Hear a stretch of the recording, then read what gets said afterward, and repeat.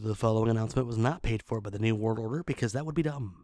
Attention wrestling fans from across the galaxy.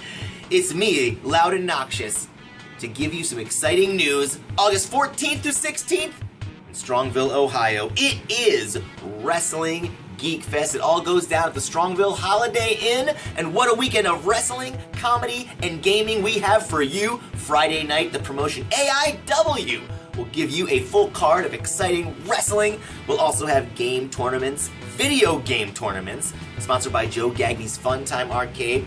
All your favorite Phil Singer game tournaments, the Galacticon tournaments, and comedy, including stand-up and improv, including myself, Loud and Noxious, will be there as well. Guys, check it out at WrestlingGeekFest.com, and you can check us out on Twitter at WrestleGeekFest. And we'll see you August 14th through 16th in Strongville, Ohio.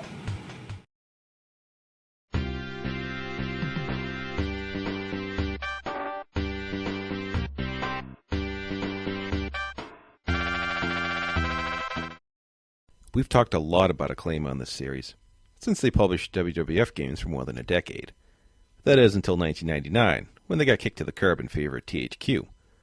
Not wanting to get out of the lucrative wrestling game business, they soon shacked up with ECW, which promptly went out of business after Acclaim produced only 2 games. Now Acclaim was in a bit of a pickle. The WWF was really the only game in town, at least to license a popular wrestling game. But then they had the inspired idea to round up all the former stars of the past with no company affiliation and put them all in one game.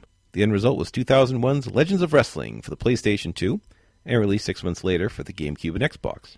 And look at the cover. At the very least, it caught your eye when you passed it in GameStop. The most important question in a game like this is, what wrestlers are on the roster?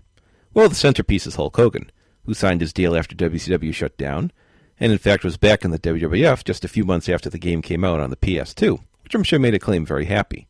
Same with Jerry Lawler, who was on the outs with the WWF when he signed his deal, and was back when the game was released. The bulk of the game's roster is focused on the 80s. There are notable names like the Road Warriors, Ricky Steamboat, Ted DiBiase, and Bret Hart.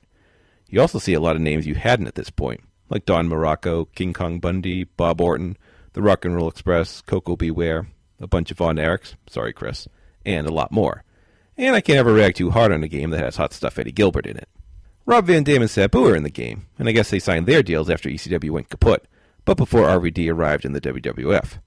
I can see why Acclaim would want these two in the game, and no disrespect to either man, but it's a stretch to label either one of them as legends at that point. I mean, the game isn't called Free Agents of Wrestling. Cutting soon from Acclaim, Free Agents of Wrestling. Bone-crunching action from all the top wrestlers not under contract to WWE, New Japan, TNA, Ring of Honor, Lucha Underground, or WWN Live. Live out your fantasies and play as Sword of Gold Dust, not The Undertaker, and that definitely can't be Mankind. Battle out in game modes like Singles Match. Some game developer says, we promise this will play just like your favorite wrestling games. We're basing it off of the No Mercy THQ engine. We're developing a WrestleFest mode. Fire Pro! That's a thing you geeks like. Free Agents of Wrestling coming summer 2016 for the PlayStation 2. There are some really old guys in the game as well, like Fritz Von Erich, Dory Funk Jr., and the Sheik. I suppose they tossed Fritz in since all the other Von Erichs were there. Dory was there because Terry was in the game, and the Sheik has ties to Sabu and RVD, so why not? But really, who watched Dory Funk Jr. as NWA World Champion and was playing a PlayStation 2 in 2001? The game options are disappointingly limited. You have a one-on-one match, tag, 3-ways, and 4-way matches. You remember all those 4-way matches in the 80s, right? And that's really it. Look, I know we have a lot more stipulations today than, say, the 80s, and maybe you can't use a Hell in a Cell for copyright reasons, but can't you at least have a cage match in there? Or a battle royal? Last man standing? Maybe a chain or strap match? 6-man tag? Elimination tag? I mean, there are no shortages of options they could have gone with. There's also a tournament mode, which, great, tournaments all the time back in the day. But it's a round-robin tournament only. Remember all those round-robin tournaments from the 80s? Don't get me wrong, I enjoy the format, but aesthetically it just doesn't fit with the game's motif. You can do singles, tag, or tag belts. I have no clue what the tag belts tournament is. I assume you win belts at the end. The instruction manual sure doesn't tell you. It also doesn't tell you how to go for a pin, so maybe I'm asking for too much. I have to say this about the controls.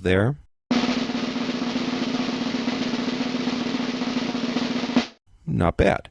Acclaim thankfully did away with the hyper-complex schemes they had from previous games and just added a grapple button. Once you grapple, you can get either in a body slam, suplex, or pile driver position. A little meter flashes, and if you time it right, you can actually do a combination of moves. If someone has a grapple on you, those meters are how you can reverse moves.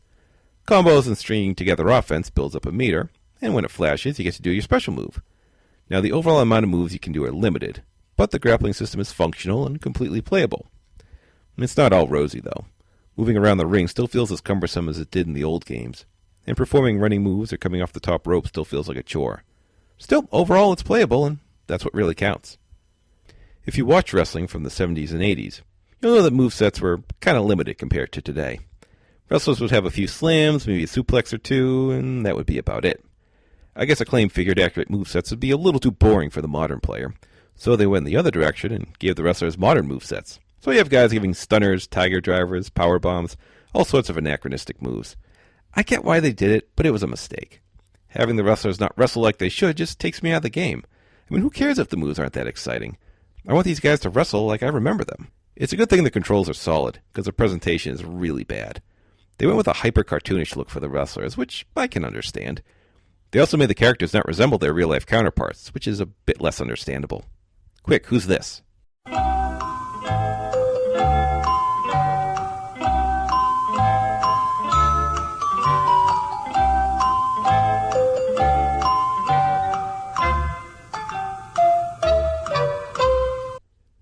Brian Pillman.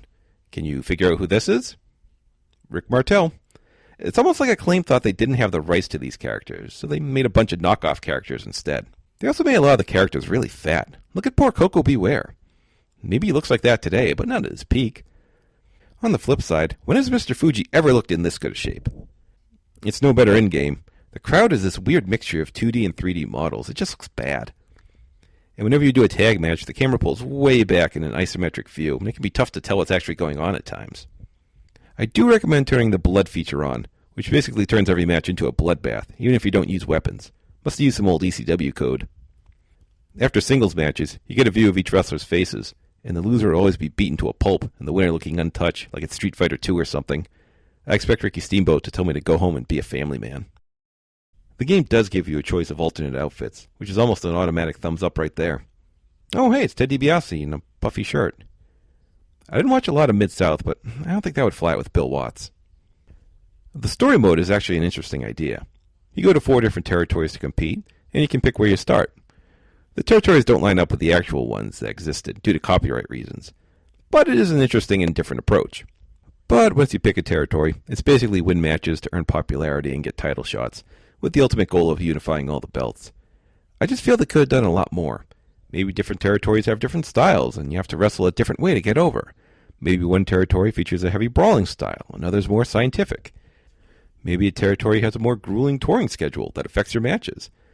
But it's pretty cut and dry. Just fight guys and win belts. Story mode is where you do a lot of unlocking of hidden characters. Complete it with Terry Funk, and you unlock Dory Funk. Finish it with the Sheik, get Sabu. Or you can just use the Contra code. Seriously, at the menu screen, enter up, up, down, down, left, right, triangle, triangle, square, and you get everyone. There is a creator wrestler function in the game, but it's not really worth getting into. It's really cut and dry. You can't even really alter faces at all. The only 2 interesting parts is you can create a female, even though there are no other females in the game. Remember all those intergender matches back in the day?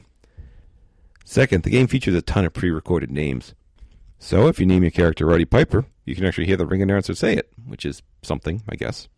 There are a lot of different arenas in the game. Not famous ones like Madison Square Garden or the Boston Garden, just different settings for each territory, and a few odd ones like the one on a beach.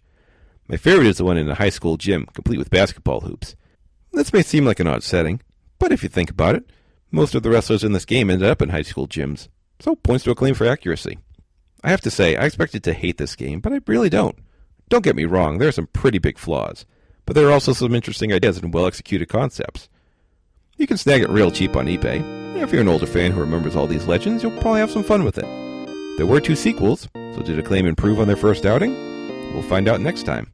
Till then, thanks for watching, and remember, the winner is you.